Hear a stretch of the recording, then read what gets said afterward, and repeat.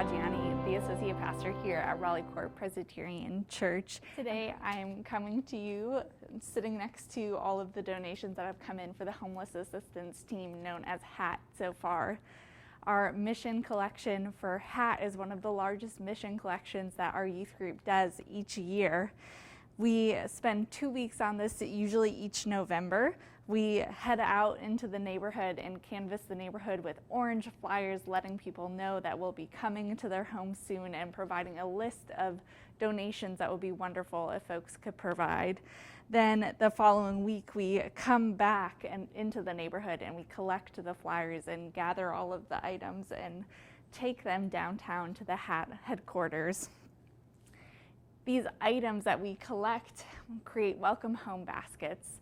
They go to our neighbors who are transitioning from experiencing homelessness into a home. And we also collect items that are needed for folks who are still experiencing homelessness. This year we made a small blunder in canvassing the neighborhood in which we used the flyers that are reserved for our church bulletins, you know, when we're not in COVID times and we have bulletins to hold on to.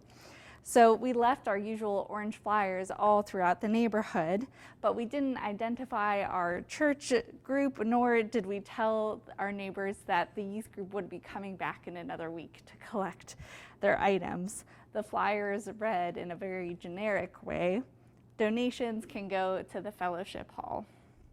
For those familiar with church building lingo, the term fellowship hall might have sparked something for them. The donations go to some churches' fellowship hall, but whose? For others, they may have just said, huh?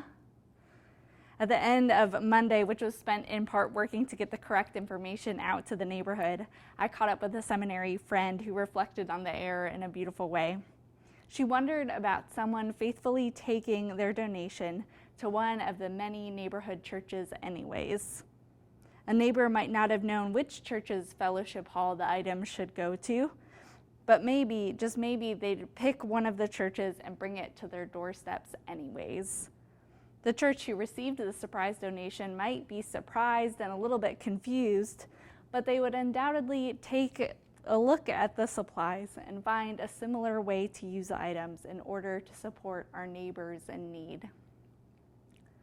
While we might be the only church with bright orange flyers in the middle of November, the work of churches in our neighborhood and around the country and world is similar. We walk in the way of Jesus, and we follow the words found in Micah chapter 6, verse 8. The Lord requires of us all to do justice, to embrace faithful love known as mercy, and to walk humbly with God. We're surely not the only church hosting a collection for a mission partner or neighbors in need.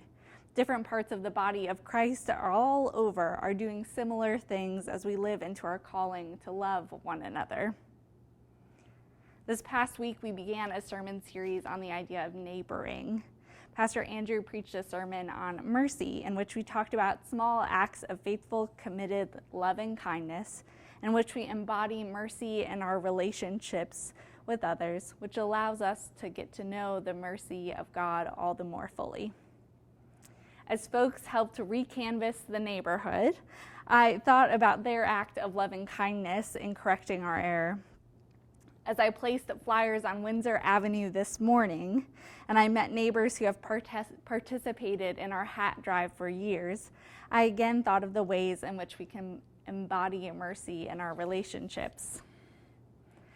This morning I chatted with neighbors as I saw them as I reflyered on Windsor, and I heard from our neighbors the exact same words that those who have organized HAT in the past have shared with me about this mission collection. About HAT. One of the most beautiful things in reflyering has been meeting some of our neighbors and hearing them say, oh, we get your flyer every year, so we're going to leave things out for you, but thanks for coming by again to get it right. And getting to see faces of people who appreciate seeing us and are ready to donate on Sunday, and just being able to walk around in our neighborhood in this beautiful day. Our neighbors know that we're coming each November. And on years when we've been late, they've actually called to make sure that we were still coming to do these collections. Our neighbors participate faithfully each year in this act of kindness, this act that expands the definition of neighbor from being just those who are geographically close to us and to a way of behaving relationally towards one another. Our collective action of loving kindness in this season draws us towards God, reminding us of God's loving kindness, endless faithfulness, and care for us. In John chapter 13, Jesus shares with his disciples this commandment. I give you a new commandment. Love each other. Just as I have loved you, so you must also love each other. This is how everyone will know that you are my disciples, when you love each other.